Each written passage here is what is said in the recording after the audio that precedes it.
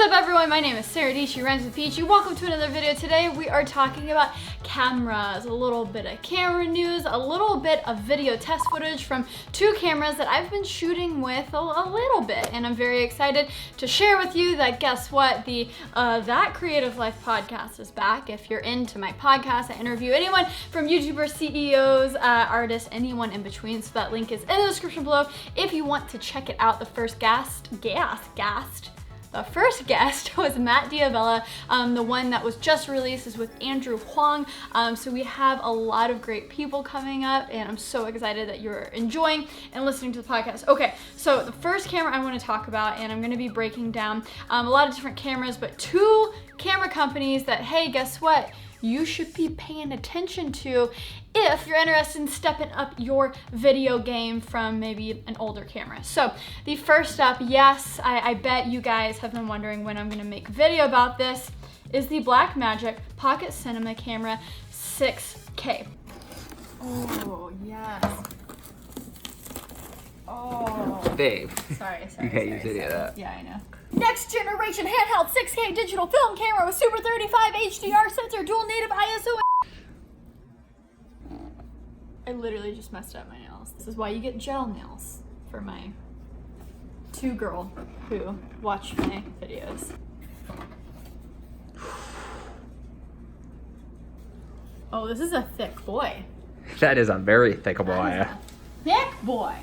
The moment this was released, well, not the moment, I took a day to think about it, but I just bought it. I straight up bought it. I really enjoyed the 4K, but something about the micro 4/3 sensor and having to buy the Metabone speed booster just didn't hook me. I have a full video on that. You can check it out. I went through the menu systems. Pretty much everything is the same besides the Super 35mm sensor, the EF mount. So I'm using some Canon lenses. That was another big yay for me because John, what? I'm talking about you. Oh, am I getting too loud? John, who is thine boyfriend but also YouTuber, has a solid amount of glass, EF glass, so I wouldn't have to do a speed boost or anything. I can just hop in to shooting with this, so it's been a really fun process. So EF mount, but also, you know, obviously it's in the name, it shoots in 6K. You're not gonna deliver your final video in 6K, but it's really great if your final deliverable is in 4K. You have some room for cropping, but also maybe you do a lot of stuff where you use image stabilization in post and Premiere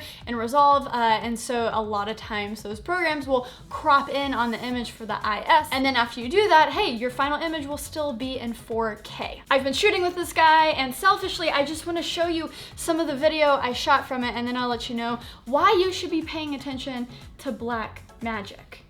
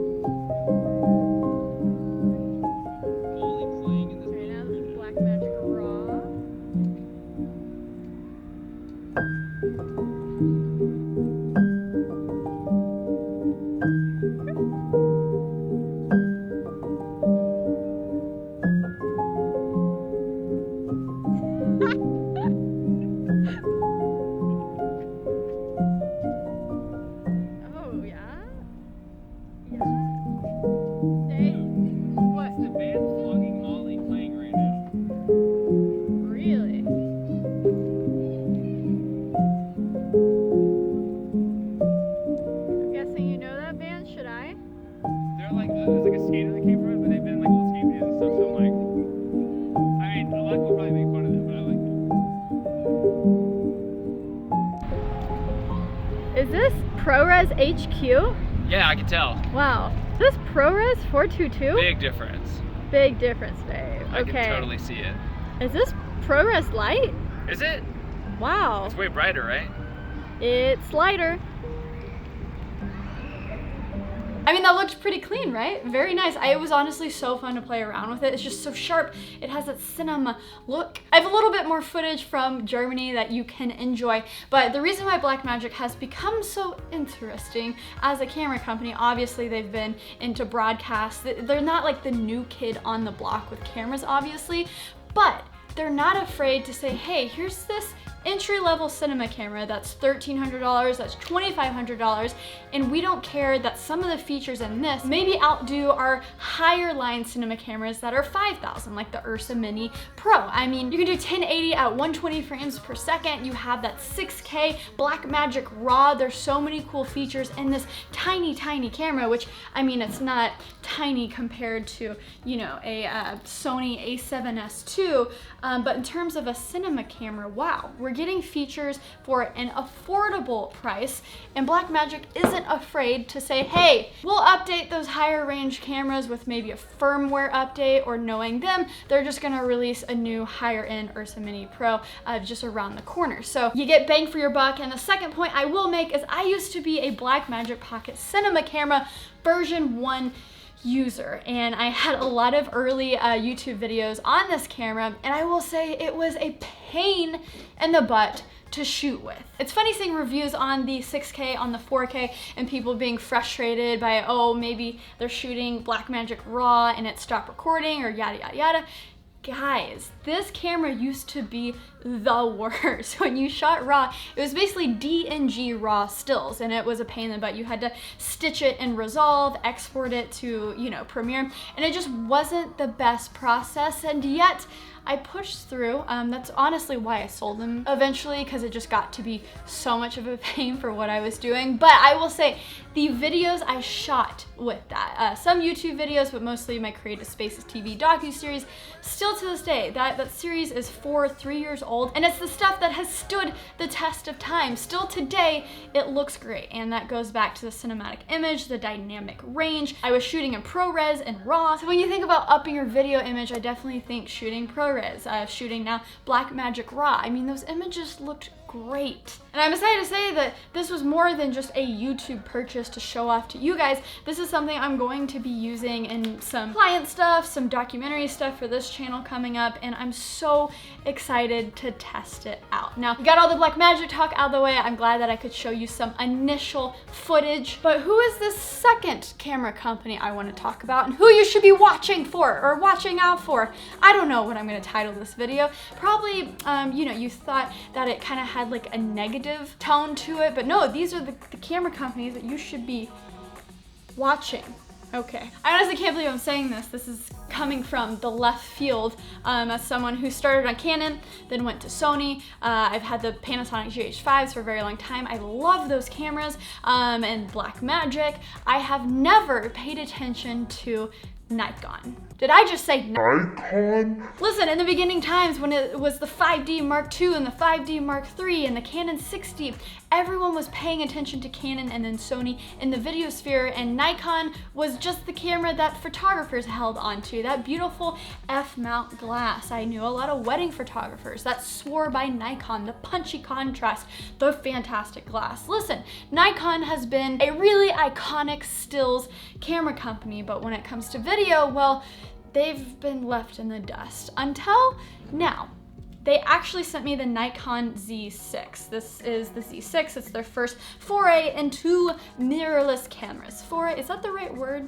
I feel like I'm just throwing out words I don't know how to say. It's their first journey into mirrorless cameras. Now, they sent this to me because they were like promoting some contest, and honestly it just felt kind of weird for me to do a sponsored video with Nikon when I haven't talked about them at all on my channel because I'm so video focused. But I was curious. I was like, okay, well, obviously I'm gonna go shoot with this thing. I didn't have high hopes, but oh my gosh, I love the image. Am I saying this, that I love an image coming from a Nikon camera? Not just photo image, of course, duh, but the video image. The Nikon Z6 and Z7, they came out in the past year, but you know, they're not terribly new, but I just kind of like skipped over it. You know, I wasn't interested, but I was really pleased with the image I got out of the flat image internally. I just shot with the 24-70 f4 kit lens. It's a full frame sensor. It has in-body image stabilization. It can shoot 4K 30 frames per second or 4K 24 frames per second.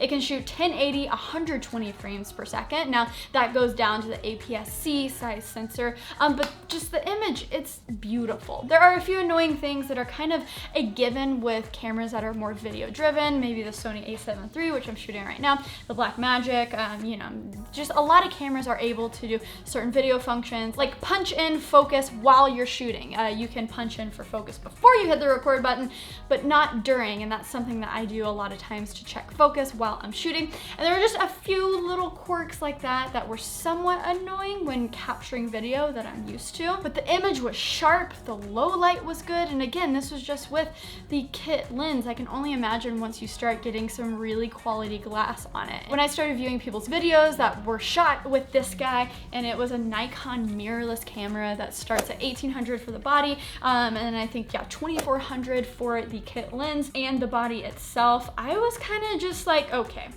there is something here. It's not, you know, a full-on cinema camera like the Blackmagic, because you still have so many great photo features. There are a ton of physical buttons where I'm not used to as being a Sony shooter, and then the menu was okay, but all the button layouts are great. The form factor is fantastic. It just feels really good in your hand. And then one of the biggest things that we haven't seen from like a mirrorless camera this size is, guess what? You can attach an Atomos Ninja onto it and shoot ProRes RAW. You can take this, add a recorder, and shoot ProRes RAW, when we're not even seeing ProRes in some of the cinema cameras, like the C200. You know, that's something that I kind of expected that you would be able to shoot internally, but nope, nope. But this little guy, ProRes RAW.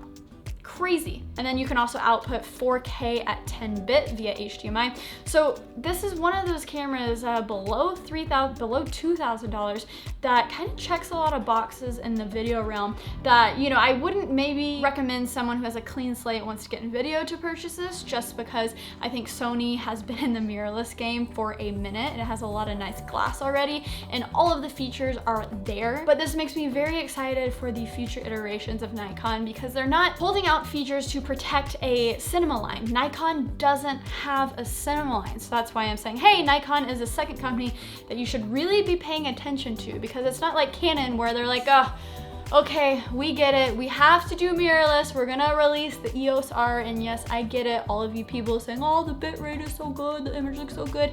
We get it. Canon has a nice image, but guess what? Time after time, they skimp out on features. Look at the new Canon 90D. It can't even shoot 4K at 24 frames per second. What? Sometimes Canon just does stuff that doesn't make sense. They have an amazing cinema line, the C200, the new C500 that just came out, and so that's why I have really no hope for the APS-C and full frame cameras coming from Canon. I'm sorry, I just don't. And I have a special place for Canon in my heart. They're where I started out, and I'm using the EF glass on the Blackmagic Pocket cinema camera because I love EF glass. I regret selling all of my old glass. Why did I do that? So that's why Nikon is my second camera company to, hey, keep an eye on, because they don't have a cinema line to protect. I'm ready for them to go full on Panasonic, release something like the SH1. Holy smokes. Have you seen the specs on that? Finally, Panasonic has ventured into full frame with the SH1 that can shoot in 6K, can shoot 10-bit 422 4K internally. I mean, that thing is a beast. I highly recommend to watch some videos on that. I love talking cameras, and I basically made this video to spur a conversation. I want to hear what you think about the future of cameras, because my takeaway from this is, hey, when you can get all of this quality Kodak shooting internally on these mirrorless cameras and the Blackmagic cinema cameras that are around $1,300, $2,500, and then you can get even more with an external recorder, you can get all of this for under $5,000. Well, I think it's time for these cinema cameras to step up. Even me recently, I was exploring what is the next step for me for projects that aren't just YouTube videos. I want to get a little fancy. Maybe I should get my first cinema camera, the FS5, maybe a C200. But as I was looking at things and the value for the price, I was like, dang. Even though these cinema cameras have maybe a great body for versatility where you can attach stuff, XLR inputs, all of the things, you still oftentimes have to attach a recorder to get those juicy Kodaks. So I'm looking at cinema cameras saying, hey, you better start offering an insane amount of value for me to start thinking that I'm gonna buy a $5,000, $6,000 camera, because I want a lot of goodness internally where I can just kind of like grab and go, have the best image possible with what I have. Otherwise, I'm just gonna use this $2,000 camera, attach a recorder, and get what I want. I mean, you don't even have to attach a recorder to this stuff. ProRes, Blackmagic Raw. Anyways, I think I'm spiraling. I think I'm ranting now.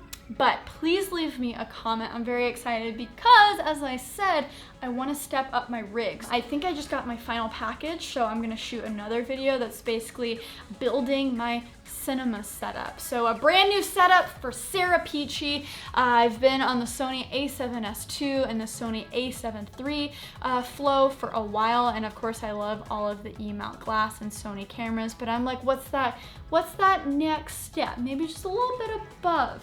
That's not the hybrid mirrorless where it also shoots still and videos, but just my full-on video setup. So stick around to see that. Stick around to see the iPhone video. You should definitely like this video. You should definitely hit subscribe, and you should definitely check out That Creative Life, my podcast. Okay, all right. Have I said? Yeah, I've said it. Okay, bye. Oh, also, if you want to check out all of the cameras that I mentioned, I will have the B&H and Amazon links down in the description below. They are affiliate links. You know, I get like a few pennies if you buy it.